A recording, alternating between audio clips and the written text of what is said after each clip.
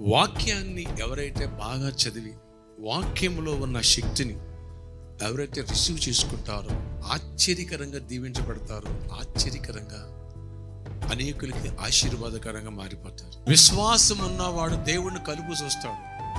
అభిషేకం ఉన్నవాడు బలవంతుడిగా ఉంటాడు. ఎందుకని? తమ దేవుణ్ణి ఎరుగువారు బలము కలిగి గొప్ప కార్యములు చేతురు. ఏనాడో నా దేవుడు జయించాడు. నా దేవుడు చేతకారుడు కాదు, చేతనైనాడు. నా దేవుడు విజయుడు, అపజయమానికి లేదు. ఆయన నమ్మి నేను చేతకారులకు ఎందుకు ఉండాలి? ఆయన నమ్మి నేను భయపడితే ఎందుకు బతకాలి? ఆయన నమ్మి నేను సమస్య ఎందుకు కృంగిపోవాలి? ఓటమిని ఆత్మీయుడ అభిషేకించబడిన బిడ్డ అంగీకరించుకో, యాక్సెప్ట్ చేయకో. ఓటమిని తరిమి కొట్టి విజయాన్ని ఆస్వాదించాలి. నాకు విజయమే, నేను విజేతనే, నేను విజేత. I'm N anointed man, I'm N anointed man. ఈ అభిషేక పండుగల ద్వారా ఈ కృప దేవుడు మనకి ఇచ్చును గాక.